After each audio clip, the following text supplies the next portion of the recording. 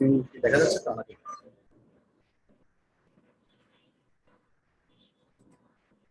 দেখা যাচ্ছে স্ক্রিন? জি স্যার। জি স্যার। নতুন একটা টপিক শুরু করবো রেডিয়েশন হিট ট্রান্সফারের, এবং এটা হচ্ছে অ্যাপ্লাইড সাইডে, মানে আমাদের প্র্যাকটিক্যাল ইন্ডাস্ট্রিতে যে সব কাজ হয় আমাদের যেখান থেকে রেডিয়েশন হিট ট্রান্সফারটা ক্যালকুলেট করার দরকার হয় সেই ধরনের একটা অ্যাপ্লিকেশনের ইস্যুতে আমরা আছে কথা বলবো। টাইটেলটা যেখানে দেওয়া আছে সেটা হচ্ছে হিট এক্সচেঞ্জ বিটুইন নন ব্ল্যাক বডিজ। তার মানে নন ব্ল্যাক বডিজ তো সবকিছুই, কারণ ব্ল্যাক বডি বলে কোনো কিছু নেই প্র্যাকটিক্যালি, সো নন ব্ল্যাক বডি সবই। সেক্ষেত্রে হিট এক্সচেঞ্জ বিটুইন নন ব্ল্যাক বডিজ আমরা এই টপিক আজকে শুরু করবো। এবং অঙ্ক আছে, আমরা আজকে চেষ্টা করবো অঙ্ক করার জন্য যদি সময় থাকে।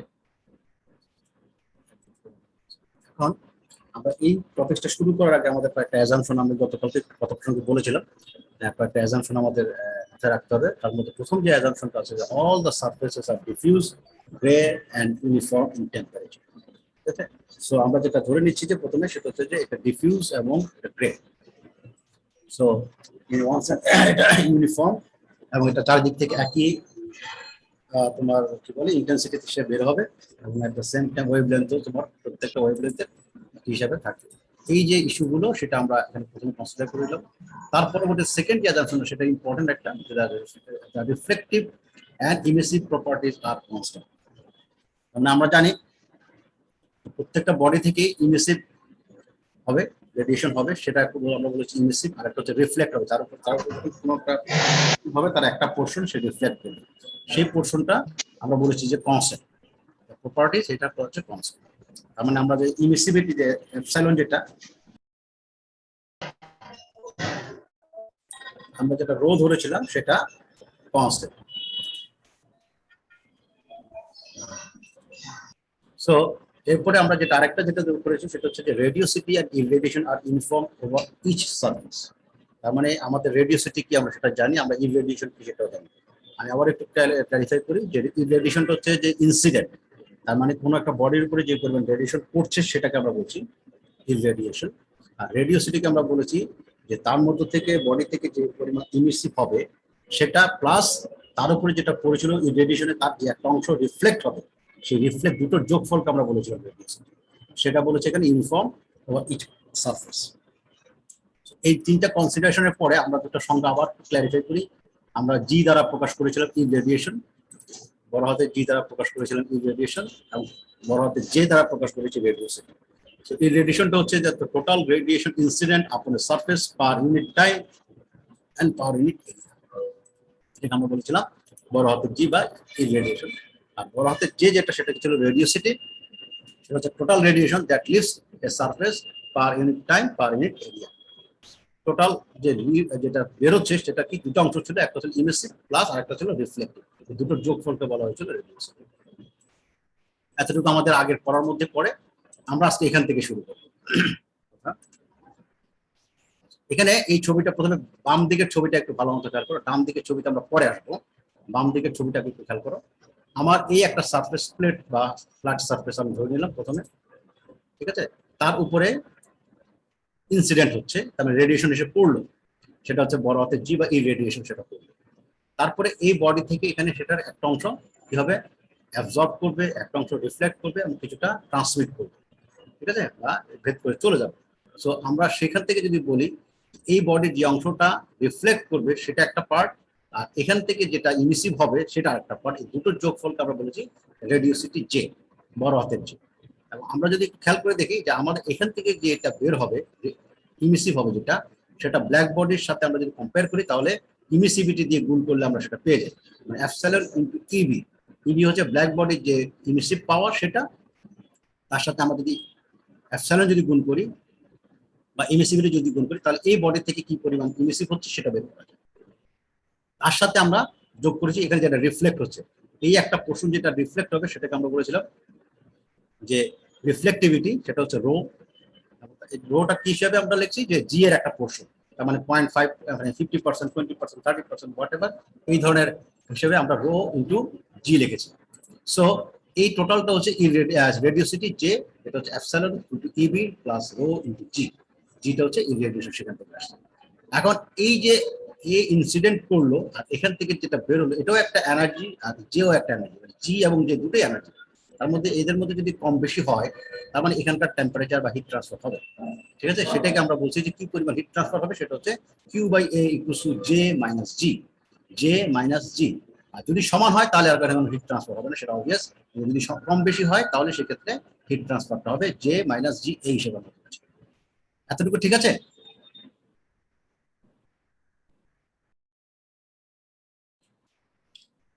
ঠিক আছে, এতটুকু ঠিক আছে তোমাদের কাছে?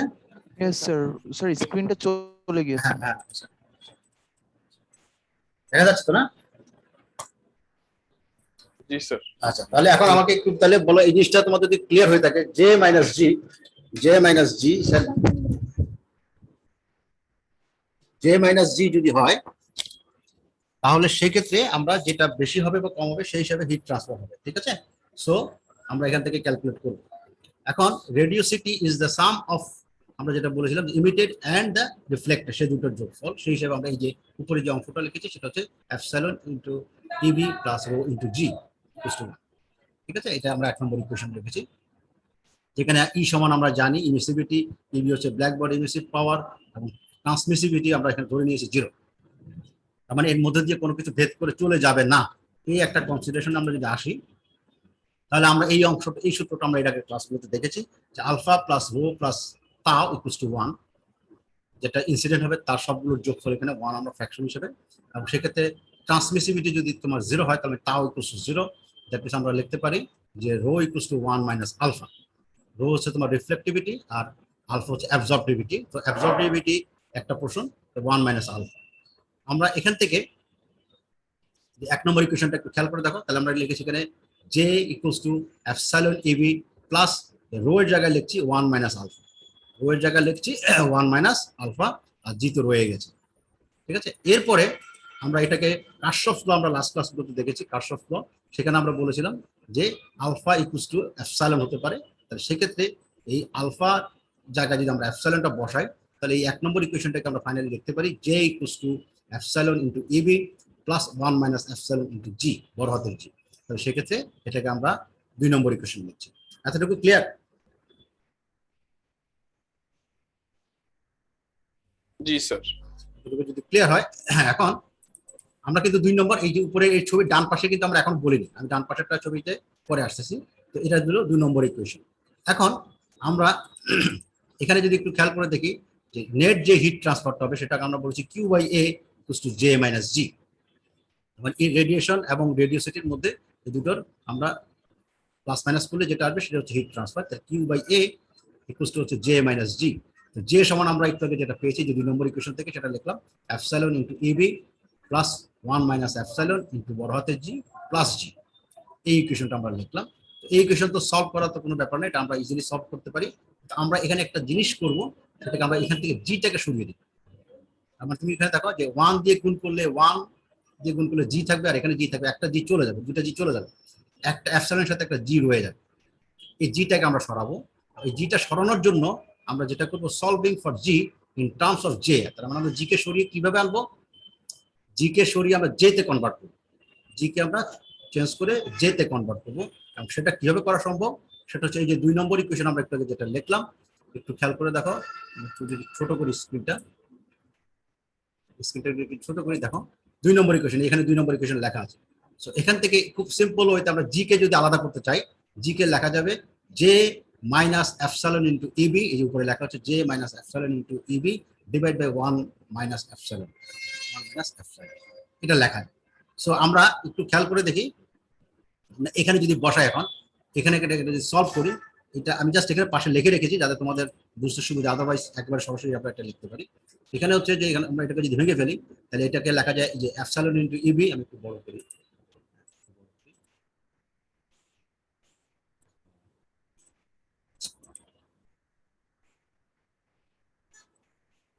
এখানে আমরা যদি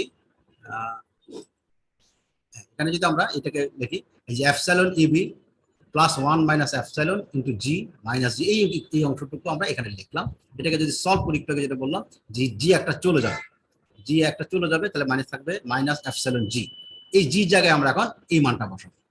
জি এর জায়গায় এই মানটা আমরা বসাবো। এই মানটা আমরা যদি বসাই তাহলে এখানে আসবে এই যে জি এর জায়গায় এখানে অ্যাপসাইলন তো রয়ে গেছে, আর জি এর জায়গায় যদি আসবে কি J minus epsilon EB divide by 1 minus epsilon M. এটাকে তুমি যদি সিম্পল করো, সিম্পলিফাই করা শুরু করো, তাহলে এখানে এটাকে করার পরে লাস্টে যেটা আসে সেটা হচ্ছে এই term epsilon by 1 minus epsilon into EB minus G, এই অংশটুকু আসে ইবি মাইনাস। এতটুকু ক্লিয়ার হয়েছে? এটা তো নিশ্চয়ই বুঝবো, যেটা লসাগু করে আমরা সিম্পল করেছি সেটা পেয়েছি। তাহলে epsilon divide by 1 minus epsilon into Eb minus J.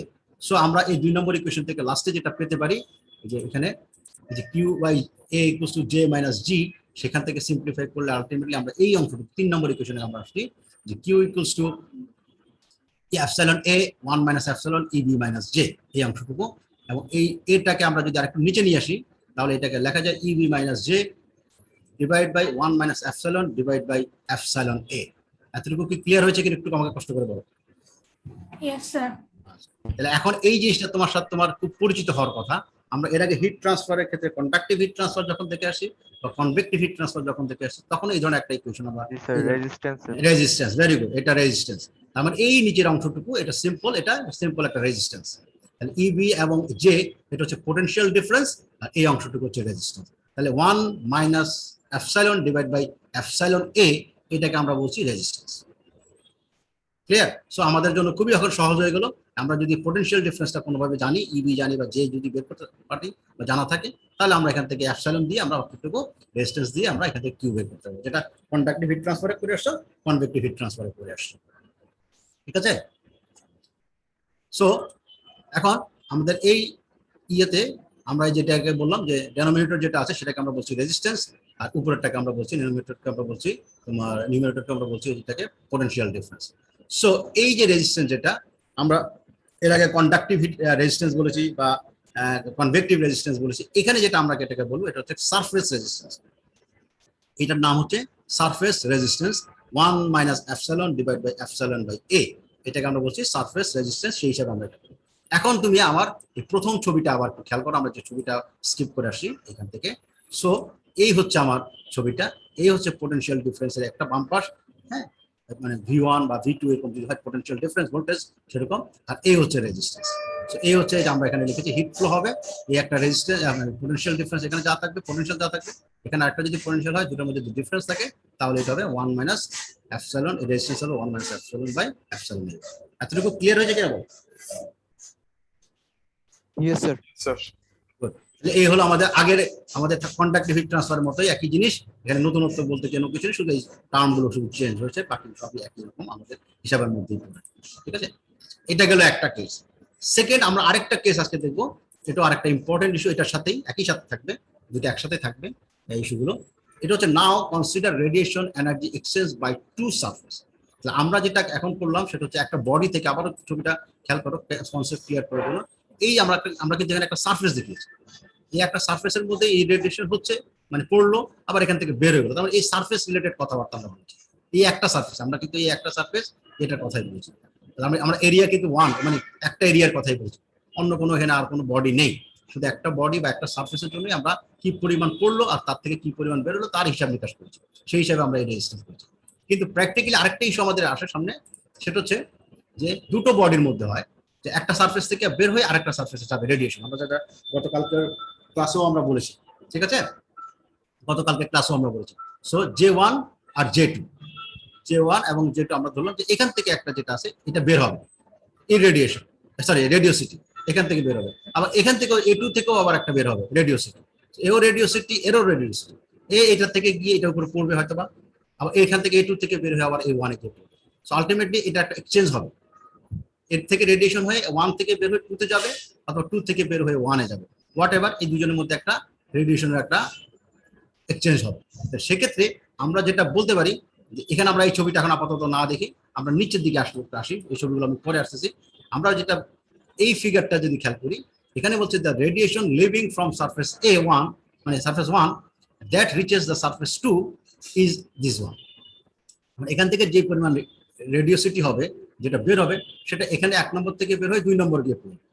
So 1 নম্বর থেকে গিয়ে যখন 2 নম্বর পড়বে, আমরা গতকাল পর্যন্ত এটা আমরা দেখেছি A1 F12 এতটুকু। তার সাথে কিন্তু তুমি একটু খেয়াল করে দেখো, আমরা প্রথম দিকের এই টপিকসের প্রথম দিকের ক্লাসে এটাকে বলেছিলাম ই, এটাকে আমরা বললাম যে জায়গায় আমরা ই বলেছিলাম ইমিসিভ পাওয়ার। এখন যেহেতু আমরা ইমিসিভ পাওয়ার বলছিলাম, আমরা এখানে টোটাল রেডিওসিটি, এখানে কারণ ইমিসিভ পাওয়ার প্লাস তোমার হচ্ছে কি বলে রিফ্লেকটিভ ইন্ডেক্সের মাধ্যমে যেটা আমরা রিফ্লেক্ট হবে সেটাও আমরা হিসাব করি টোটালটা। তো আমরা এখানে ই এর জায়গায় যে লিখছি যেটা হচ্ছে রেডিওসিটি। সো A1 F1, তার মানে এখান থেকে 1 থেকে বের হয়, সে 2 থেকে। একই অবস্থায় আমরা সিমিলারলি ফ্রম 2 থেকে 1 এ যেটা যাবে সেটাকে আমরা বলতে পারি J2 A2 F21। তাহলে এই দুজন হয়ে গেল, ঠিক আছে, A2 এটা হয়ে গেল। সো যেটা নেট হবে সেটাই হচ্ছে হিট ট্রান্সফার। তাহলে সেক্ষেত্রে আমরা 1 থেকে যদি 2 চিন্তা করি, Q1 to 2, তাহলে J1 A1 F12 minus J2 A2 F21, ঠিক আছে। সো আমরা এখান থেকে সিম্পলিফাই করলে আমরা এখান থেকে এটা পাবো, ঠিক আছে। Q1 2 এখান থেকে আমরা J1 A1 F12 minus J2 A2 F21 এটা আমরা পাবো। সো আমরা যদি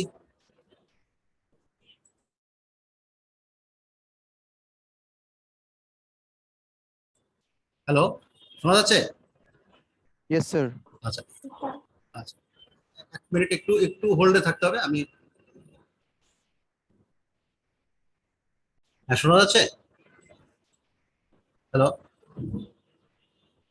হ্যালো, হ্যাঁ সরি, আমি জি স্যার, শোনা যাচ্ছে। ঠিক আছে। আচ্ছা, আমরা যেটা বলছিলাম যে এখানে দুটো সারফেস, একটা সারফেস থেকে যেটা বের হবে সেটা আরেক সারফেসে গিয়ে পড়বে, আবার সেকেন্ড সারফেস থেকে বের হয়ে আবার প্রথম সারফেসে গিয়ে পড়বে।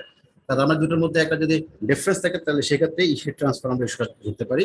তো সেক্ষেত্রে যে Q1 থেকে 2 এটাকে আমরা লিখছি যে J1 A1 F12 minus J2 A2 F21। এখানে খেয়াল করে দেখো, F21 তার মানে এরিয়া 2 এর সাথে আছে, F12 তার মানে এরিয়া 1 এর সাথে আছে।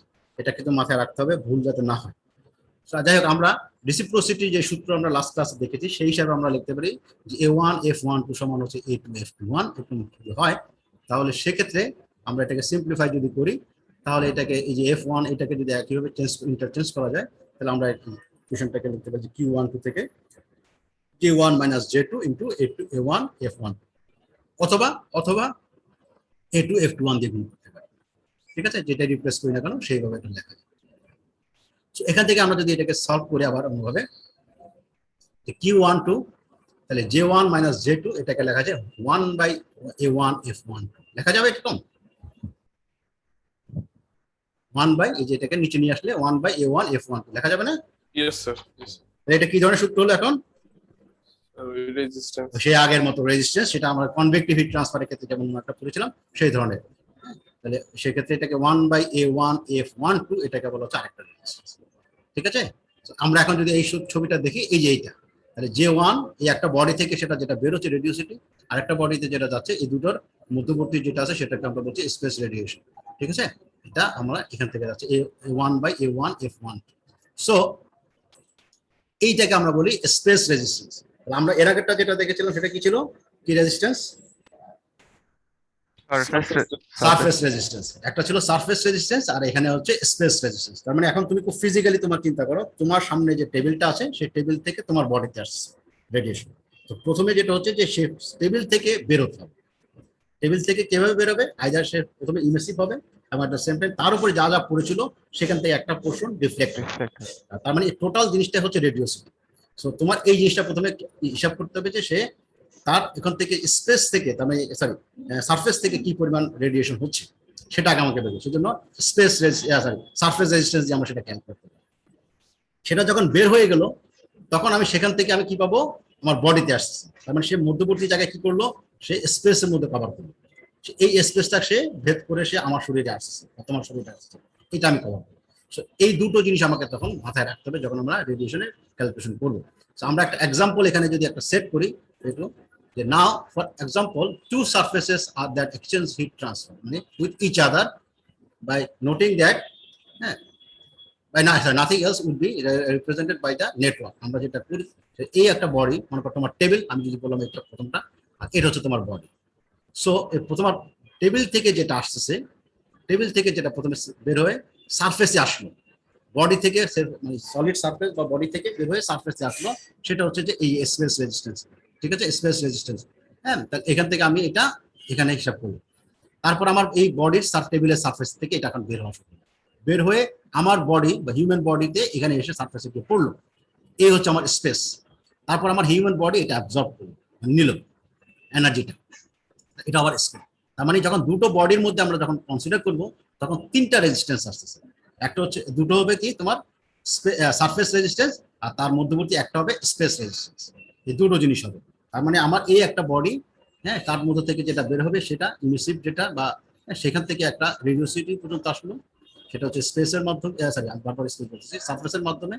সারফেস থেকে যখন আরেকটা সারফেস আছে সেটা হচ্ছে স্পেসের মাধ্যমে রেজিস্ট্যান্স, দেন স্পেস থেকে আবার যখন সারফেসে যাচ্ছে সেটা আবার সারফেসে এসে তিনটা রেজিস্ট্যান্স। তো আমরা যখন হিসাব করতে চাই এটা এটা যেহেতু সিরিজে আছে তার তিনটা রেজিস্ট্যান্স যোগ করলে আমার হয়ে যায় আগের মতো আমাদের হিট ট্রান্সফারের প্রথম দিকের চ্যাপ্টারগুলোর মতো। আমরা এখান থেকে পোটেনশিয়াল ডিফারেন্সটা যদি জানি, তার সাথে আমরা যদি রেজিস্ট্যান্স দিয়ে ভাগ করি, টোটাল রেজিস্ট্যান্স বা ইকুইভ্যালেন্ট রেজিস্ট্যান্স, তাহলে আমাদের প্রবলেম সলভ হয়ে যাবে। কথাটা ক্লিয়ার হচ্ছে? Yes, sir. সো আমরা এই যে একইভাবে এই যে এখানে আমরা দেখিয়েছি যে এই যে EB1 মাইনাস EB2 এটা পোটেনশিয়াল ডিফারেন্স আমরা যদি জানি, তার সাথে আমরা ভাগ যদি করি টোটাল রেজিস্ট্যান্স, এটা যেহেতু সিরিজে আছে সবগুলোর যোগফল একটা একটা করে যোগ করলাম, যোগ করলে যা আসবে ভাগ, তারপরে এটা যদি টোটাল ক্যালকুলেশন করি এখান থেকে আমরা কি চলে আসবে। ঠিক আছে? এখন এখানে আরো ইজি করা সম্ভব। ইজি করা সম্ভব কি হবে, আমরা EB1 বা EB2 এটা সমান আমরা জানি, এটা EB হচ্ছে তোমার sigma into T⁴ temperature into পাওয়ার 4 হবে। আবার একই হবে এটা 2 এর জন্য হবে T⁴, তাহলে এটা তোমার আমি সিগমা যদি কমন নেই তাহলে এটা আলটিমেটলি T⁴ মাইনাস T⁴ এইভাবে লেখা যেতে পারে। বাকি জিনিস আমার জানা থাকে। তো তোমার দুটো বডি যদি যাওয়া থাকে, হ্যাঁ, আমার শুধু টেম্পারেচার যদি জানা থাকে, then I can calculate all the things. ঠিক আছে? তোমার টেম্পারেচার বলে দিল 700 ডিগ্রি, টেম্পারেচার বলে 200 ডিগ্রি, হোয়াট এভার, সেই T1 আর T2 তুমি যদি ক্যালকুলেটে নিয়ে বাকি আমি শুরু করবো। আর সিগমা তো তোমার জানা আছে কনস্ট্যান্ট। আপনাকে আমি অঙ্কের মধ্যে যদি বলে দেই এপসাইলনের মান, দুটো বডির ε1 অথবা ε2 এরিয়া যদি দেওয়া থাকে বা ডাইমেনশন দেওয়া থাকে, তুমি A1 A2 বের করতে পারো। আর এই বাকি অংশটুকু আছে F1, যেটা আমরা গতকালকে ক্লাসে করেছি, যে শেপ ফ্যাক্টরটা বা ভিউ ফ্যাক্টরটা বা কনফিগারেশন ফ্যাক্টর যেটা আমরা বলেছিলাম সেটা আমাদের চার্ট আছে, আমাদের সূত্র আছে, আমাদের কিছু রুলস আছে, সেগুলো থেকে আমাদের কথা clear? Yes, Yes, sir. sir. ঠিক আছে। তো আমরা এই 5 নম্বর ইকুয়েশন পর্যন্ত আসলাম। এখন আমরা কয়েকটা প্রবলেমের ইস্যুতে আসবো, রিয়েল প্রবলেম যেগুলো। এই ধরনের কেস যদি হয়, এখানে একটা জিনিস দেখো যে আমরা 3 বডি ডায়াগ্রাম, আমরা 3 বডি বলি প্রবলেম, এটা 3টা বডি আছে। তার মানে মনে করো তোমার সামনে তোমার টেবিল, তুমি এবং তোমার সাথে মনে করো রুমটা, বা রুম যদি না বলি তোমার সামনে আরেকটা কোনো একটা অবজেক্ট, 3টা বডি, তা 3 জনের মধ্যে তো রেডিয়েশন হবে এরকম। এই জিনিসটা খুব কমপ্লেক্স হওয়া সম্ভব, অসংখ্য যদি অবজেক্ট নাও সেখানে আরো অনেকগুলো চলে আসবে। আমরা 3টা দিয়ে যদি বলি তাহলে সেক্ষেত্রে দেখো এই হচ্ছে বডি 1, এই হচ্ছে বডি 2, এই হচ্ছে বডি 3, মানে আমার সারফেস মনে করো। এখান থেকে যেটা হবে সেটা সারফেস রেজিস্ট্যান্স হয়ে একটা আসবে, এটা হচ্ছে J1। আবার এখান থেকেও একটা যেটা আসবে সেটা হচ্ছে J2, এখান থেকে যেটা বেরিয়ে আসবে সেটা হচ্ছে J3। এরা 3 জনের মধ্যে স্পেসের মধ্যে এটা রেডিয়েশনটা হবে। 1 থেকে 2 এ যাবে, আবার 1 থেকে 3 এ যাবে, আবার 2 থেকে আবার 1 এ যাবে, 2 থেকে 3 এ যাবে, 3 থেকে 1 এ যাবে, 3 থেকে 2 এ যাবে। সবার মধ্যেই এরকম স্পেস রেজিস্ট্যান্স থাকে। তো আমরা এখানে এটাকে বলছি সারফেস রেজিস্ট্যান্স, তারপর এটা স্পেস রেজিস্ট্যান্স, আবার এটা সারফেস রেজিস্ট্যান্স, আবার এখানেও একই হবে surface resistance, space resistance, space resistance, এইভাবে আমাদের থাকে। সো আমরা এইখান থেকেই এই প্রবলেমগুলো একটা একটা করে সলভ করব। ঠিক আছে? সো এখানে কিছু রুলস আছে, সেই রুলসগুলো আমরা অবশ্যই মাথায় রেখে আমরা কাজ করব, কারণ অঙ্ক করার সময় আমি দেখাবো এটা। এখন এখানে যেমন মনে করো heat exchange between 1 and 2, body 1 and 2 যেটা আমরা দেখাচ্ছি, স্ক্রিনটা ছোট করি, 1 and 2। সো এই 1 থেকে 2 এর মধ্যে আমরা যদি হিসাব করতে চাই, তাহলে আমাদের এই 1 থেকে 2 এর জন্য যেটা হিসাব করতে হবে সেটা হচ্ছে যে এই যে J1 মাইনাস J2, তার মানে পোটেনশিয়াল ডিফারেন্স ডিভাইড বাই এই যে স্পেস রেজিস্ট্যান্স, সেটা আমরা হিসাব করি।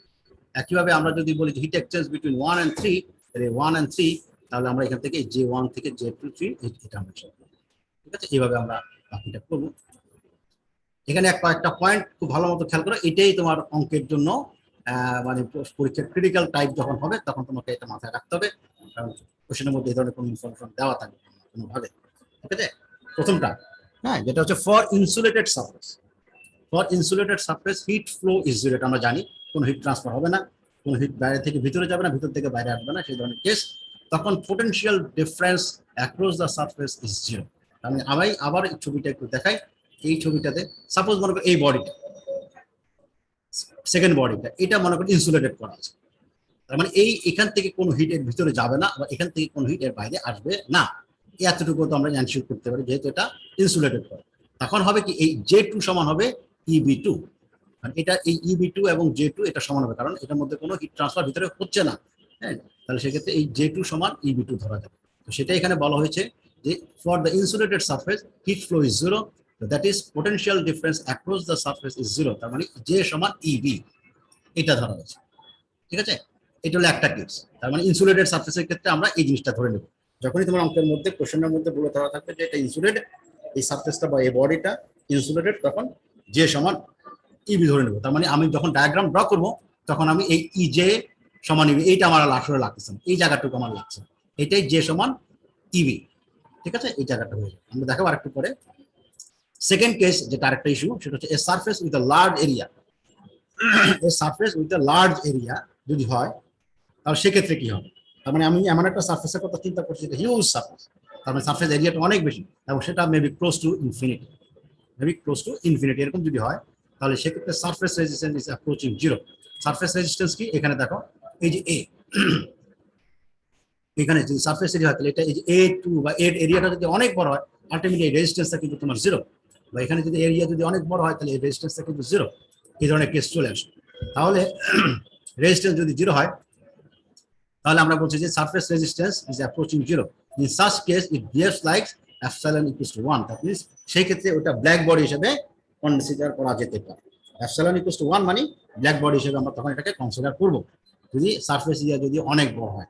সারফেস এরিয়া তো অনেক বড় এভাবে বলা থাকে না, বলা থাকবে হয়তো যে তোমার এরিয়া না বলে থাকবে যে লার্জ সারফেস, ওয়ার্ডটা লেখা থাকবে, হ্যাঁ, কোনো ডাইমেনশন দেওয়া নেই। হ্যাঁ, লার্জ সারফেস বলে দিল এরকম একটা ওয়ার্ডিং, তাতে আমাদের বুঝতে হবে যে সেটা আসলে আমরা ব্ল্যাক বডি হিসেবে চিন্তা করি, এবং সেটা এপসাইলনের মান হচ্ছে 1। কথাটা ক্লিয়ার হলো? জি স্যার। তাহলে আমাকে একটু বলো দেখি, 1 নম্বর পয়েন্টটা কি বললাম? প্রথম যে পয়েন্টটা বললাম যে ইনসুলেশনের ক্ষেত্রে, সেক্ষেত্রে কি কনসিডার করব, একদম বলো দেখি একটু। potential difference 0. হ্যাঁ, পোটেনশিয়াল ডিফারেন্স 0, তার মানে কি হবে? Insulated. হ্যাঁ, ইনসুলেট, তার মানে যে মানে রেডিওসিটি যেটা হবে, হ্যাঁ, আর ইউনিসি পাওয়ার A সেটা is equal to EB হবে। এইটা মাথায় রাখতে Body হবে। হ্যাঁ, যদি ইনফাইনাইট হয়, তখন আমরা সেক্ষেত্রে এটাকে ব্ল্যাক বডি হিসেবে চিন্তা করতে পারি, এবং সেক্ষেত্রে ইমিসিভ পাওয়ার বা ইমিসিভিটি হবে 1। এই দুটো মাথায় রাখলে বাকি অঙ্কগুলো যখন তুমি করতে যাবা, তোমার মাথার মধ্যে সবগুলো ইজিলি ইনশাল্লাহ থাকবে। তো আমরা এখানে একটা এক্সাম্পল দেখাচ্ছি, সেটা যে মনে করো 2 plane surface enclose by a third plane surface. মানে দুটো প্লেন সারফেসের কথা বলেছে, সেটা একটা থার্ড আরেকটা সারফেসের দ্বারা এনক্লোজ করা, মানে দুটো বডি অবজেক্ট থার্ড আরেকটা অবজেক্টের ভিতরে বসানো আছে, এবং সেটা হচ্ছে হুইচ ইজ ইনসুলেটেড, মানে থার্ড বডিটা ইনসুলেটেড। এরকম যদি কেস হয়, তাহলে এই যে বডি 1 আর বডি 2, তার মানে এটার মধ্যে হিট ট্রান্সফার হবে। আমরা এটাকে EB1 একটা ধরলাম, 1 একটা 2, মানে EB1 থেকে এটা J1 আসবে, আবার এদিকে EB2 থেকে আবার J2 আসবে। যেটা থার্ড বডির মধ্যে আছে, সেটাকে আমরা বলছি এটা ইনসুলেটেড। তার মানে এই যে J3 আর EB3 যেটা, সেটা সমান। তার মানে আমরা এখানে শুধু J3 লিখলাম, এর পরের পার্টটুকু নেই, কারণ কি এখানে তোমার যে স্পেস যে রেজিস্ট্যান্স সেটা 0। তো আমরা এখানে এই জায়গাটা এখানেই শেষ করতে পারি, এই নোটটা আমরা এখানেই শেষ হবে। এখানে আর এর পরবর্তীতে এরকম EB3 আর আসতেছে না, কারণ J3 সমান EB3। কথাটা বুঝাতে পারলাম? তাহলে আমাদের ওটা লেখা লাগছে, কারণ এটা J3 সমান EB3 হবে, যেটা একটু আগে বললাম, J সমান EB, তাই না? কথা বুঝেছো? হ্যালো? जी सर। হ্যাঁ হ্যাঁ হ্যাঁ, একটু রেসপন্ড না করে তো স্যার। বোঝা যাচ্ছে না। ঠিক আছে, তাহলে আমরা এই যে Insulated. ইনসুলেটেড, হ্যাঁ ইনসুলেটেড। এখন আমরা একটা অঙ্ক করি আজকে, একটা অঙ্ক দেখাই। এটা হলম্যানের বইয়ের অঙ্ক, এটা কমন একটা অঙ্ক, বেসিক জিনিসের মধ্যে করে হিসেবে এটা দেখানো হচ্ছে তোমাদেরকে। আমরা যদি বলি, এখানে বলা হচ্ছে যে 2 প্যারালাল প্লেটস। অঙ্কগুলো খুবই সহজ, কিন্তু তোমাকে শুধু জাস্ট পয়েন্টটা ধরতে হবে যে আমি কিভাবে করবো, শুরুটা আমি কিভাবে করবো, এই জায়গাটায় শুধু তোমার হয়তো একটু সময় দিতে হবে। বাকি যা জিনিস আছে খুবই সিম্পল। হ্যাঁ, যেটা মানে তোমার পক্ষে এত বেশিক্ষণ লাগারও কথা না সময়। খেয়াল করে দেখি আমরা, 2 parallel plates 0.5 metre by 1 metre, এটা ডাইমেনশন দেওয়া হচ্ছে প্যারালাল প্লেটস, আর স্পেসড 0.5 মিটার অ্যাপার্ট। তার মানে দুজনের মধ্যবর্তী গ্যাপ হচ্ছে 0.5 metre. one plate is maintained 1000 degrees centigrade and other is at 500 degrees centigrade. Emissivity of the plates are 0.2 and 0.5 respectively. তার মানে এক নম্বর প্লেটের জন্য এমিসিভিটি হচ্ছে এপসাইলন, যেটা সেটা হচ্ছে 0.2 আর একটা হচ্ছে 0.5. The plates are located in a very large room. In a very large room এর মধ্যে এটা রাখা আছে। এখানে একটা কথা বলা আছে, দুটো প্লেট একটা বড় লার্জ রুমে রাখা আছে। And the wall is maintained at 27 degree. ঠিক আছে, 27 ডিগ্রি, 27 ডিগ্রি এটা তোমার বলে দেওয়া আছে। এখন the plate exchange the heat with each other and with the room, but not sorry, but only the plate surfaces facing each other need to be considered for the analysis. আমাকে এখানে বলেছে যে এখানে হিট এক্সচেঞ্জ হচ্ছে তোমার with each other এবং রুমের সাথে, এখানে but only the plates surfaces facing each other সেটা আমাকে চেক করতে হবে। মানে আমাদের হ্যাঁ শোনা যাচ্ছে, আবার নেটওয়ার্কের সমস্যা। হ্যালো, শোনা যাচ্ছে? জি স্যার। সরি, নেটওয়ার্কটা তো ভালো জানানো করছে আজকে।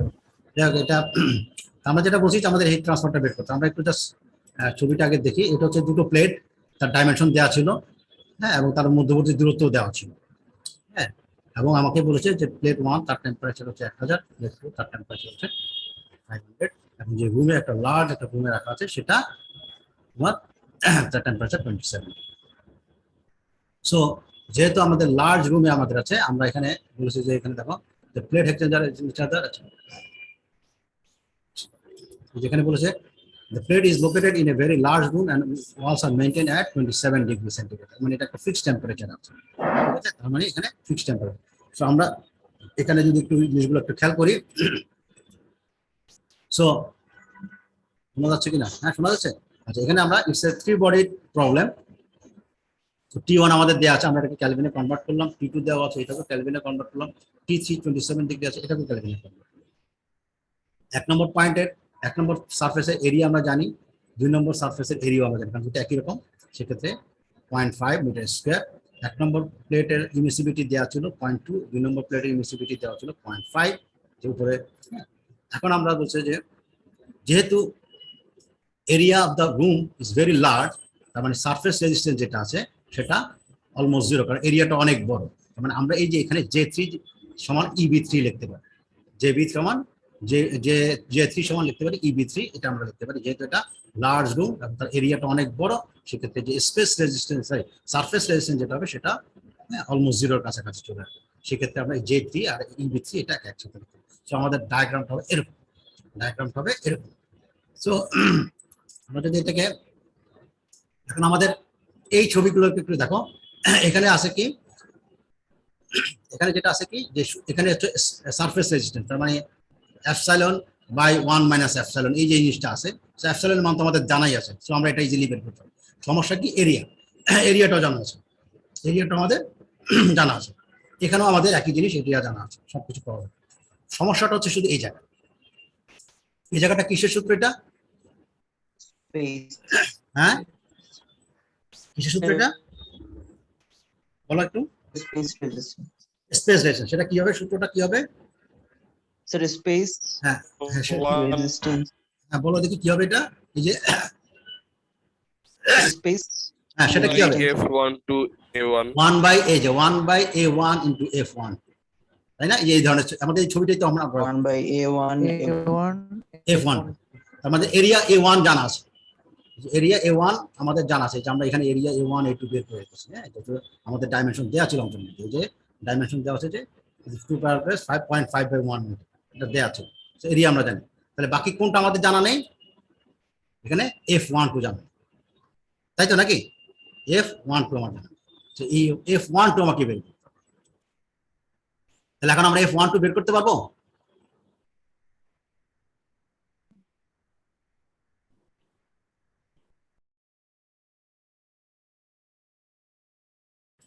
F12 কিভাবে বের করবা?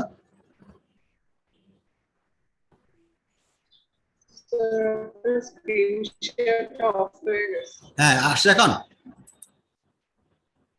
হ্যাঁ F12টা কিভাবে বের করবে?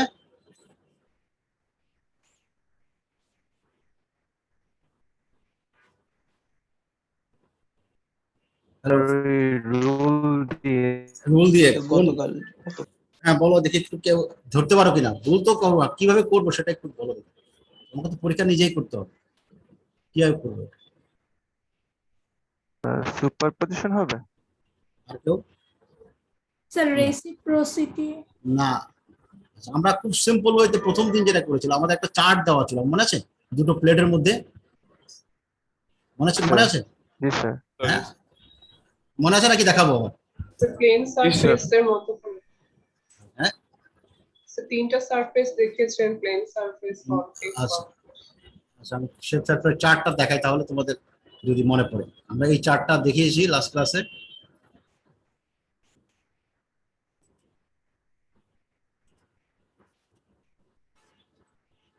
এই চার্টটা মনে আছে?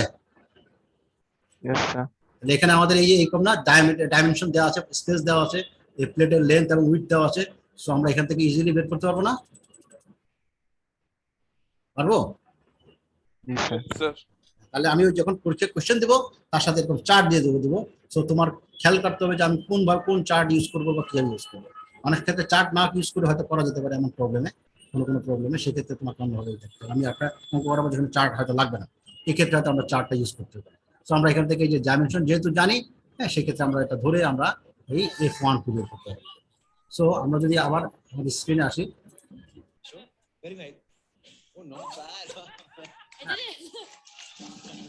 সো আমরা এখানে যেটা ইজিলি বের করতে হবে, এই চার্ট থেকে, যেটা এই যে চার্ট শেপ ফ্যাক্টর যে চার্ট আছে, সেই চার্ট থেকে আমরা F1 যদি বের করি, এটা এরকম অ্যারাউন্ড 0.285 হবে। ঠিক আছে, এখন তুমি দেখো এটা যেহেতু 1 থেকে 2 এ যেটা আসবে সেটা হচ্ছে 0.285, 0.285। এটা যদি হয় 1 থেকে 2-তে, তো 2 থেকে তো একই রকম হবে, তাই না? সমান সমান হবে না? কারণ 1 থেকে 2 যেভাবে আছে, যে অবস্থায় আছে, 2 থেকে 1 একই অবস্থায় আছে না, কারণ প্যারালাল আছে। কথা বোঝা গেল? একই ডাইমেনশন, একই জিনিস। তাহলে 1 থেকে 2 এ যা আসবে 2 থেকে 1 এ তো তাই হবে শেপ ফ্যাক্টর, জি স্যার। তাই না? এর থেকে যেভাবে দেখবে একে তো সে একইভাবে দেখবে। তো আমরা এখান থেকে যেটা ইজিলি বলতে পারি যে F12 যেটা হবে সেটা হচ্ছে F21, মানে 0.285। সো এখন আমরা যদি বলি, এখান থেকে ছবিটা একটু খেয়াল করো, এই চারপাশে রুম আছে, তাহলে টোটাল এখান থেকে যা বের হবে তার 1.285 এখানে যাবে, তাহলে বাকি অংশ কোথায় যাবে? রুমে যাবে না? সামেশন রুল তে করতে হ্যাঁ, সামেশন রুল। তাহলে এখান থেকে যা বের হবে সেটা যোগফল 1 হবে। তাহলে যাচ্ছে কোথায়? একটা 1 এ যাচ্ছে, একটা 3 এ যাচ্ছে।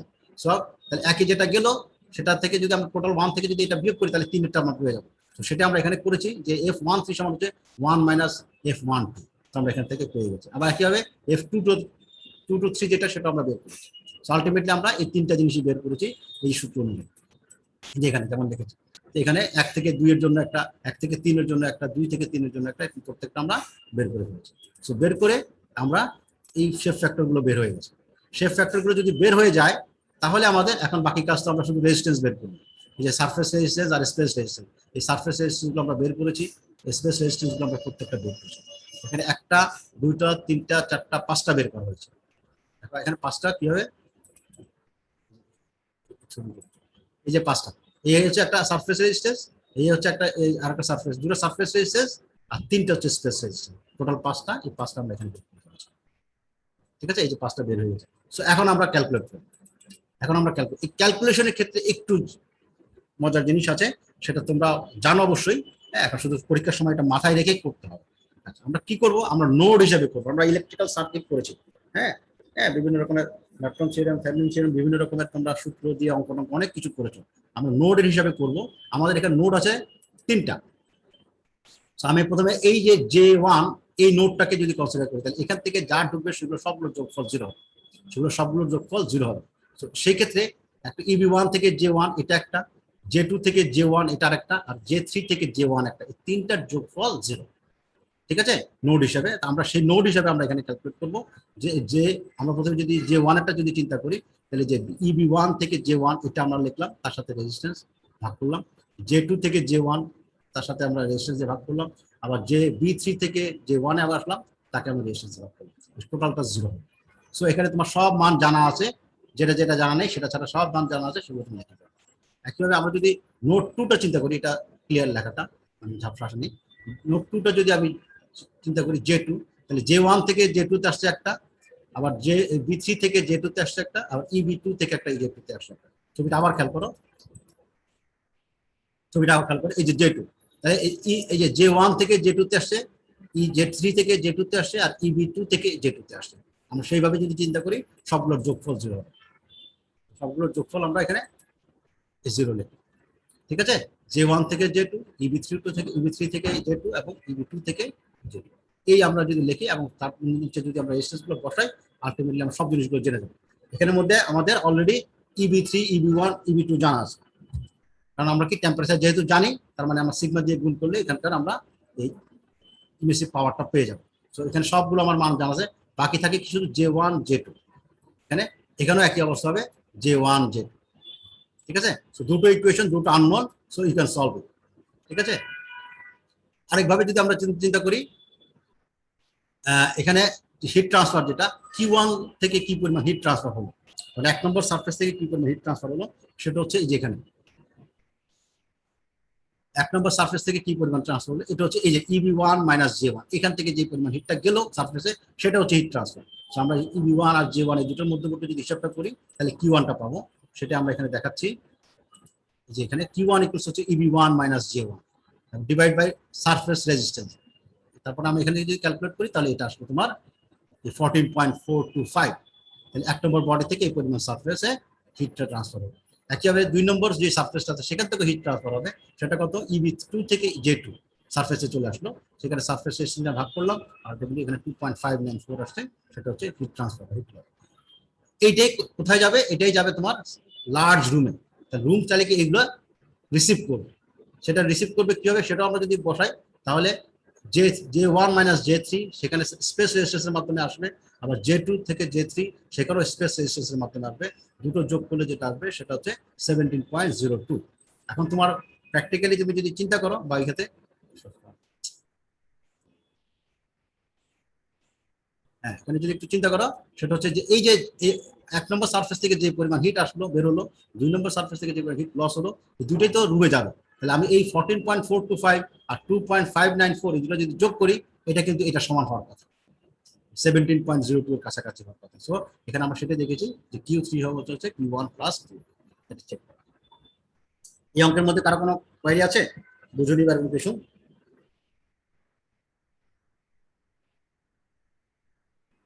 হ্যালো, বুঝেছি sir. No, sir. Very nice. ঠিক আছে, আমরা নেক্সট ক্লাসে আরেকটা অঙ্ক করবো। আজকে এখানে রাখতে যাচ্ছি, এখানে নেক্সট ক্লাসে এরকম আরেকটা অঙ্ক করবো, তারপর আমাদের আরেকটা প্র্যাকটিক্যাল অ্যাপ্লিকেশন যেটা আছে আমাদের ইন্ডাস্ট্রিতে, সেটা আমরা দেখবো নেক্সট ক্লাসে। আশা করি নেক্সট ক্লাসে যদি পারি আমাদের এই চ্যাপ্টারটা শেষ করে ফেলবো। ঠিক আছে, তো কারো যদি কোয়েশ্চেন না থাকে আমি এখানে শেষ করতে চাচ্ছি।